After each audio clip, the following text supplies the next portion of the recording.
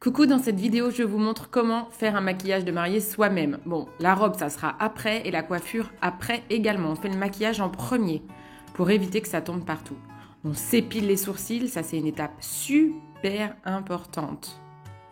Je vois trop de mariées qui ne se sont pas épilés les sourcils avant que je vienne les maquiller. On enlève les poils, les résidus.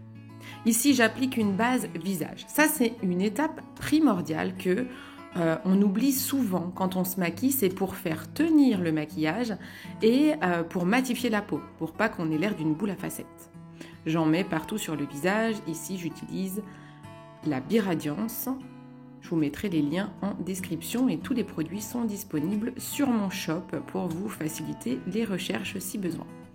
Ici, c'est le petit ventilateur de ma boutique insolite. Il est très important de faire imprégner la base, de la faire sécher avant de faire son maquillage. On attend que ça sèche. Là, j'ai des boutons, des petites marques, des rougeurs. Et avant toute chose, on enlève ce que j'appelle vulgairement les caca d'œil. Mais ça, c'est tellement important. C'est horrible de voir une superbe mariée avec des petits caca au coin d'œil. Voilà, c'est bon, on peut continuer. Donc, on passe au correcteur. Ça, c'est vraiment si vous avez des imperfections. Si vous n'avez ni boutons ni rougeur, vous pouvez oublier cette étape. Mais j'essaye de montrer chaque étape pour que vous puissiez toutes faire ce maquillage en respectant vos caractéristiques, j'ai envie de dire. Moi, j'ai des boutons et des rougeurs, j'ai la totale. Je tapote mon correcteur. C'est de la marque Dr. Oshka. Il est en stick, il est pratique. Et ça, c'est le correcteur vert de la marque Zao. Pareil, donc tout est sur mon e-shop, je vous mettrai les liens. Ça, c'est pour les rougeurs. On tapote au doigt. C'est le plus efficace. C'est normal que ça se voit, on va pas essayer de l'enlever parce que vous allez mettre le fond de teint par-dessus pour camoufler. Voilà, on tapote. On tapote. Il y a des étapes. En tant que maquilleuse pro, quand je maquille une mariée, je fais encore plus d'étapes. Mais là, c'est pour que vous puissiez le refaire à la maison sans vous ruiner. Donc voilà, ça fera quand même un très très joli maquillage. Là, j'applique le correcteur numéro 10 Absolution. C'est si vous avez des cernes. C'est une couleur universelle, donc moi j'aime bien maquiller avec celui-ci. Il correspond à beaucoup de carnations. Maintenant, si vous avez des cernes très prononcées, il va falloir rajouter un anti-cerne. Je ne le fais pas dans la vidéo, mais vous n'hésitez pas à me demander conseil pour la couleur de l'anti-cerne. Mais celui-ci permet vraiment d'unifier. Bon, là j'ai un peu la tête d'une chouette orange, mais c'est normal. On fait tout ce qui est correction avant le fond de teint que j'ai choisi. J'ai vraiment choisi dans cette vidéo des produits faciles à appliquer et respectant un budget limité. Là, c'est la soie de teint de chez Zao. Alors, quand vous mettez un fond de teint, vous mettez votre matière sur votre main, vous prenez un pinceau à fond de teint et vous tapotez votre visage. C'est très important de ne pas mettre directement le fond de teint sur le pinceau ou sur le visage, sinon vous risquez d'en mettre trop. Ça peut faire un effet carton et pas du tout naturel. À votre mariage, on doit vous reconnaître, vous devez être naturel. On tapote pour l'application. Et les endroits où il n'y a pas de correcteur avant, on peut faire des cercles. Voilà. Il faut faire attention parce que vous allez voir sur le front, après je vais faire la bêtise de faire des cercles, sauf que je vais retirer mon correcteur. J'ai quelques petits boutons que j'ai touchés. Voilà, le truc à surtout pas faire avant son mariage, bien sûr. Mais moi, mon mariage est l'an prochain, donc ça va. Mais faites très attention à ça parce que quand vous avez des boutons que vous avez touchés, c'est très dur à camoufler. Et vous allez voir que là, je l'avais camouflé avec le correcteur et après, je vais appliquer le fond de teint sur le front et je vais faire des ronds et là, ça le retire. Vous en mettez bien sur les paupières, le fond de teint, ça se met partout. Et voilà, regardez, je fais des ronds et là, ça enlève le correcteur sur le bouton touché, voilà. Donc, il faut faire attention, j'aurais dû tapoter. Voilà, j'essaye de remettre du correcteur, mais il est presque un peu tard, en fait. C'est plus difficile après à rattraper, il faut tapoter. Là, je vais appliquer une poudre translucide. Ça, c'est pareil, c'est une étape, mais obligatoire pour un maquillage de mariée. Je ne peux pas maquiller une mariée sans ça. Si j'ai oublié ce produit, je refuse de maquiller la mariée. C'est ce qui va permettre au teint de rester toute la nuit, jusqu'au bout de la nuit. Quand vous allez faire des bisous à vos invités, si vous ne voulez pas coller aux joues de vos invités, il n'y a rien de plus horrible que de se dire « Oh, la mariée, elle colle ». Vous ne voulez pas coller, vous ne voulez pas briller, vous ne voulez pas que votre fond de teint file dans tous les plis, les rides. Voilà. Donc si vous voulez un joli teint, vous êtes obligé de passer par cette étape. Là, moi, j'utilise la poudre, le voile translucide de Nude by Nature. Je l'adore, il est vraiment très très bien. Il fixe très bien. Il est transparent. Donc ça permet de garder la bonne teinte de votre teint, vu qu'on a mis un fond de teint qui correspond à notre carnation juste avant. J'en mets au niveau des cernes, mais alors là, il faut faire très attention. Si vous êtes beaucoup ridé, prenez plutôt l'envers, voilà, je dis l'envers du pinceau, parce que moi j'ai un double pinceau embout, mais sinon, voilà, vous prenez un petit pinceau correcteur, j'en ai sur ma boutique insolite, et vous prenez cet embout. Et voilà, on fait comme ça, on tapote, parce que faut faire attention, la poudre peut faire ressortir des rides.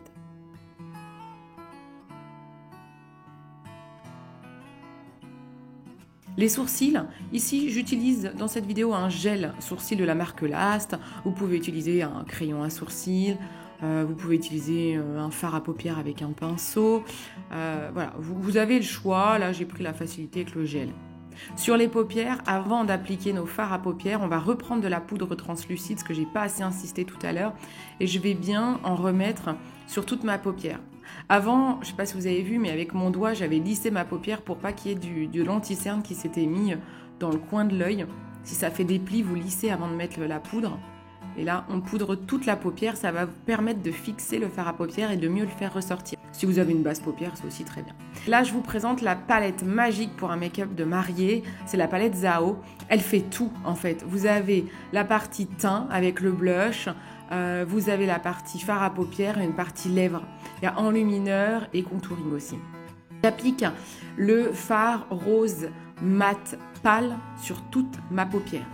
Là, pour commencer, on met toujours une couleur neutre pour unifier la paupière et ça va permettre aux autres fards qu'on met ensuite de bien se mélanger et d'avoir un rendu très naturel. Parfois j'ai accéléré un peu la vidéo quand même. J'ai fait en sorte que vous puissiez voir toutes les étapes sans rien vous cacher pour que vous puissiez la suivre, vous entraîner. Mais voilà, certaines parties, je les accélère tout de même et sinon, vous avancez vous-même la vidéo. Ensuite, je prends le fard irisé rose. Avec mon pinceau à paupières, je l'ai retourné, j'utilise le même pinceau, je l'ai juste retourné. Et là, je vais le mettre sur toute ma paupière mobile. Je remets par-dessus l'autre fard que j'avais mis avant. J'en mets bien partout. Là, quand on fait un make-up de mariée, on met quelque chose qui brille. On met beaucoup d'irisé. Là, je prends un gros pinceau pour enlever la poudre qui tombe éventuellement sur mon teint. Faut pas abîmer mon teint. Je prends un plus petit pinceau qui va servir à travailler le coin de l'œil et j'ai pris la couleur rose un peu plus foncée et là c'est un mat. Je vais le mettre vraiment au coin externe pour aller jouer sur les textures et les couleurs. C'est super d'allier un mat à un irisé. Ça fait très joli et ça fait mieux ressortir les couleurs. Et vous voyez, je grimpe sur mon arcade sourcilière. Moi, j'ai une paupière tombante. Donc, il faut bien se maquiller les yeux ouverts pour que quand vous ayez l'œil bien ouvert, on voit votre maquillage, en fait. Donc, il ne faut pas hésiter à monter un petit peu sur l'arcade sourcilière. Voilà, vous voyez, je monte sur l'arcade sourcilière. Voilà. Là, j'utilise un pinceau rond qui va me permettre de flouter le tout. Quelque chose quand même d'assez fin, pas un trop gros pinceau flouteur, pour mélanger les couleurs entre elles. Quand on fond un maquillage, c'est ce qu'il y a de plus joli. Là, je rajoute de la matière avec mon premier pinceau. Je veux accentuer la couleur. Mais à chaque fois que je réaccentue, je refloute entre les deux couleurs. Il faut vraiment bien fondre les couleurs entre elles. Là, je reprends. Voilà, non, là, je suis en train d'intensifier encore. Et là, je floute. Voilà, j'ai repris mon petit pinceau à bourron. Et je floute. Sur mon pinceau, il n'y a pas de matière. Hein. Il est nu. Voilà, on floute. Il me sert vraiment à flouter, à mélanger. Dans cette palette, vous avez un pinceau à double embout, dont un pinceau biseauté. Je vais prendre la couleur grise et je vais juste faire un petit V. C'est très léger en coin externe. C'est un petit peu dur à voir à la vidéo, je trouve, ce gris. Et je trouve que ça se marie vraiment très très bien et je reprends mon petit pinceau rond pour flouter. Vous pouvez accentuer si vous le voulez. En fait, mélanger un petit peu avec le rose, il a tendance à tirer vers le prune, ce gris, donc c'est très joli pour un make-up de mariée et ça va à beaucoup de mariés.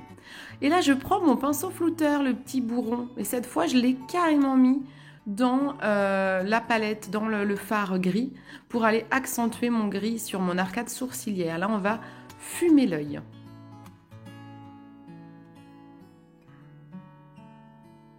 Utilisez bien des pinceaux pour faire un make-up de mariée, faites pas ça au doigt, sinon c'est un peu grossier. Il faut vraiment que vous ayez ce rendu naturel. C'est vraiment très important. Si vous avez débordé, vous prenez un gros pinceau flouteur, celui de MAC, il est vraiment génial. Et vous enlevez là où vous avez débordé, où il y a trop de matière, on prend un pinceau flouté. Là, j'ai mouillé mon pinceau avec la brume fixatrice de chez MAC. J'ai retrempé mon pinceau dans le fard gris pour aller accentuer la couleur. Et je vais aller faire mon trait d'eyeliner en fait. Là, vous avez le droit de prendre un autre fard. Moi, je voulais vraiment que ce soit très unifié. Vous voyez l'œil, la paupière, comment ça fait le rappel du gris par rapport au gris que j'ai sur la paupière. Je trouve ça vraiment très très joli. Donc moi, je vous conseille de faire ça. Maintenant, si vous avez envie d'une autre couleur, un marron, ça peut être très bien. Et sinon, vous rajoutez un petit crayon noir tout au bout de l'œil, mais il faut faire très attention. Il faut savoir bien utiliser un crayon, il ne faut pas déborder, il faut que ce soit en ras de cils. Vous allez voir sur cet œil-là, c'est plus dur pour moi de le faire et ça va déborder un peu, hop, et c'est moche. Donc là, il va falloir rattraper le coup. Là, c'est vraiment le risque quand on prend un crayon en eyeliner de foirer tout son make-up. Donc vous reprenez un pinceau estompeur, je reprends mon petit pinceau à bourron, il est magique ce pinceau, et je vais flouter. Comme ça, je suis sûre qu'on ne voit pas le débordement et je ne vais pas abîmer mon maquillage. Voilà. C'est aussi une possibilité. On n'est pas obligé de faire ça. Cette étape-là, elle n'est pas obligée, mais il faut quand même avoir un petit trait, soit de couleur, comme je l'ai fait au fard à paupières avant, pour souligner l'œil. Je reprends ma palette et je vais faire mon contour avec un pinceau poudre. Vous pouvez faire le poisson pour savoir où est la zone d'ombre. On va jusqu'au milieu de la joue. Je vais vous montrer. On va au milieu de la joue et on remonte. Voilà. On ne va pas jusqu'aux lèvres. Mais là, vous avez un creux. Ça s'appelle la zone d'ombre. Moi, j'ai le nez assez large, donc j'en mets sur le contour du nez. Ça, c'est pas pour tout le monde. Si vous avez un nez fin, vous n'avez pas besoin de faire ça. Si vous avez un grand nez, vous pouvez mettre la poudre au bout du nez. Et là, j'ai un grand front, donc si ma coiffure de mariée, j'ai les cheveux attachés et que j'ai pas ma frange, je vais aller faire le contour de mon front. Ensuite, je prends le blush. Alors, il est très irisé, vous allez voir, je vais me faire un peu avoir. Ah voilà, là, j'ai fait une grosse erreur de débutante. Je fais jamais ça avec mes mariés, mais bon, voilà. En fait, il faut toujours, quand on applique un blush, il faut partir de l'oreille et revenir vers la joue. Ça évite l'effet clown que je viens de faire. Je vais prendre un gros kabuki pour aller estomper tout ça. C'est jamais très grave. Je prends cette fois sur ma palette l'enlumineur et là, je le prends au doigt. Je vais aller en mettre sous mon sourcil, sur mes joues, un tout petit peu au-dessus de mon blush. On superpose, on estompe avec le doigt, voilà.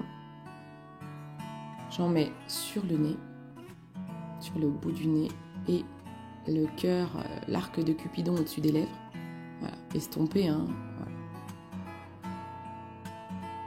Au-dessus des lèvres, c'est très très joli. Et en coin d'œil, on illumine, on agrandit le regard. On est la mariée, il faut qu'on ne voit que nous.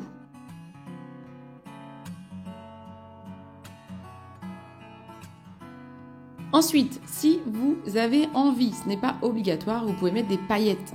Ici, j'utilise les paillettes, Sissi la paillette, avec le baume de karité qui est avec.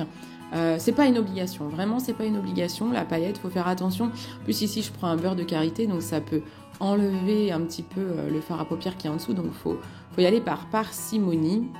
Voilà, donc si vous avez des paillettes, ça peut être intéressant. Vous pouvez les mettre aussi avec la brume fixatrice, par exemple, de chez MAC. Plusieurs façons de mettre des paillettes. Moi j'aime bien, je trouve que pour un make-up de mariée, ça apporte un petit plus. J'utilise le recourbe-cils de chez MAC et surtout un mascara waterproof. Vous êtes obligé de mettre un mascara waterproof pour le jour de votre mariage car il est fort probable que vous allez pleurer. Oui, de joie bien sûr. Vous mettez une première couche. Si ça déborde, là j'en ai mis sur le nez, c'est pas grave, on attend que ça sèche. Je mets du ventilo pour faire sécher tout ça, pour sécher la première couche de mascara et pouvoir mettre la deuxième.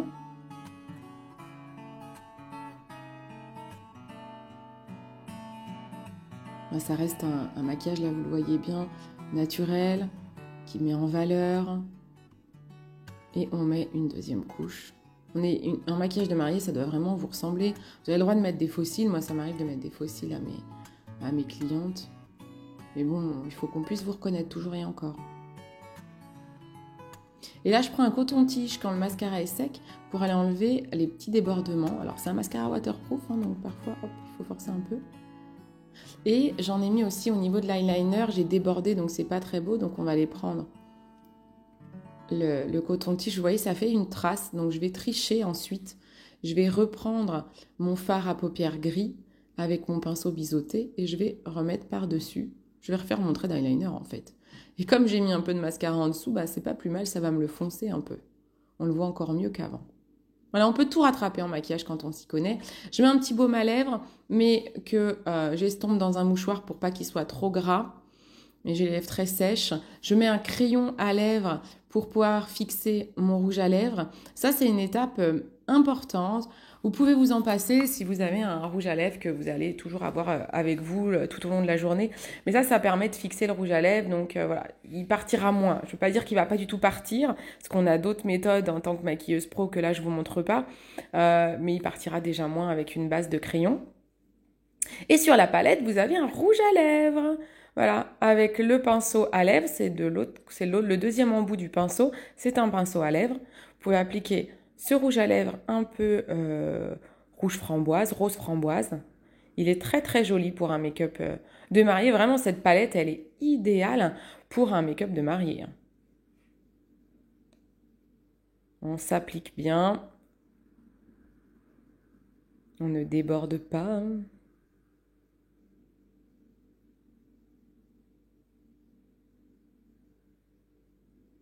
J'aurais pu mettre un petit crayon crème ou blanc à l'intérieur de la muqueuse dans les yeux. Je ne le fais pas. Certaines vont peut-être vouloir mettre du noir. Attention, le noir, ça rend plus sévère, ça fait moins lumineux pour un make-up de mariée, on évite. Et là, sur la palette, vous avez un petit gloss. Donc, vous retournez votre pinceau lèvres et vous pouvez prendre le gloss pour mettre par-dessus et faire briller vos lèvres. C'est plus joli, un rouge à lèvres un peu brillant quand on est marié.